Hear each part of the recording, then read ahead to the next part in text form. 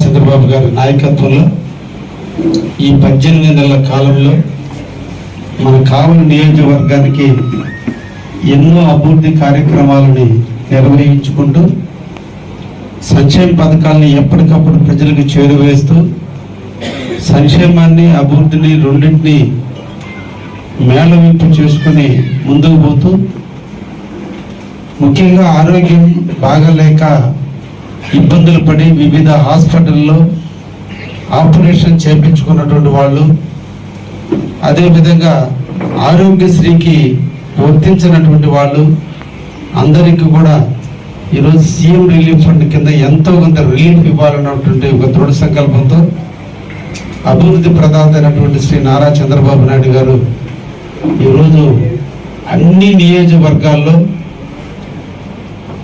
CM relief ఫండ్లు ఇవ్వడం జరుగుతుంది. మేము కూడా వారి ఆలోచనలకు అనుగుణంగా మాకందరికీ సీఎం గారు చెప్పింది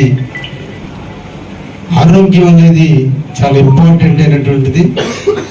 కాబట్టి ఎక్కడ కూడా పార్టీలు చూడకుండా మన కార్యాలయానికి వచ్చి అప్లై చేసుకుంటే వాళ్ళందరికీ కూడా ఇవ్వండి అని చెప్పి ముఖ్యమంత్రి గారి సూచనల మేరకు భవిష్యత్తు నాయకుడైనటువంటి లోకేష్ గారి ఆలోచనల మేరకు కావలి నియోజకవర్గంలో కూడా ఎవరైతే ఆరోగ్యం బాగలేక ఇబ్బందులు ఎదుర్కొని ఆర్థిక స్థోమత లేక నలిగి ఉన్నారో వాళ్ళందరికీ ఎంతో కొంత చేయూతనివ్వాలని కావలి తెలుగుదేశం పార్టీ కూడా నిర్ణయించి ఈ రోజున ఎవరైతే తెలుగుదేశం పార్టీ కార్యాలయంకి వచ్చి వాళ్ళు అప్లై చేస్తున్నారో అప్లై చేసిన వ్యక్తులందరికీ కూడా పార్టీలు చూడటం లేదు, ప్రాంతాలు చూడటం లేదు, ఏమి చూడటం లేదు. ఒకటే ఒక ఆలోచన, వాళ్ళకి వీలైనంత వరకు ఎంతో కొంత ఆర్థిక సహాయం చేపించాలి. అందుకోసమే ఇప్పటికీ దాదాపు సుమారు 1200 పైన అప్లికేషన్లు వస్తే ఈ రోజున 900 అప్లికేషన్లకి నిధులు రావటం జరిగింది. ఈ నిధుల్ని ఎప్పటికప్పుడు కూడా మనం లేట్ చేయకుండా ఎప్పటికప్పుడు పంచడం జరుగుతుంది.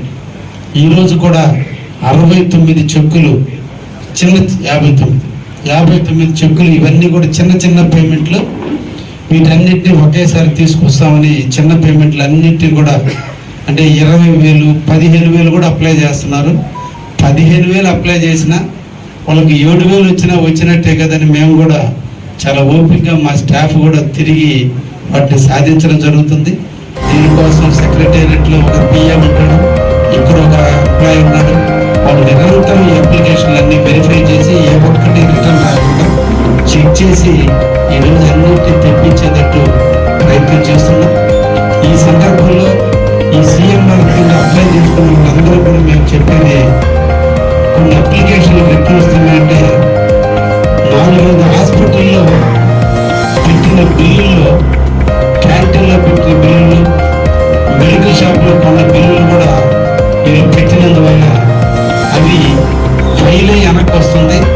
దయించి హాస్పిటల్లో ఇచ్చిన సమ్మర్లో ఉండే బిల్లులే మీరు పెడితే ఎక్కడ ఇబ్బంది రాకుండా మీకు నిధులు తెప్పించేదానికి నేను ట్రై చేస్తాను.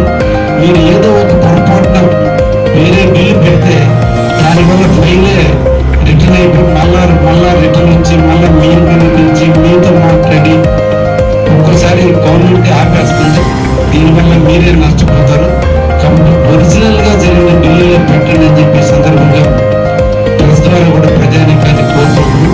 ఈ విధంగా చేసినట్లయితే అందరికీ కూడా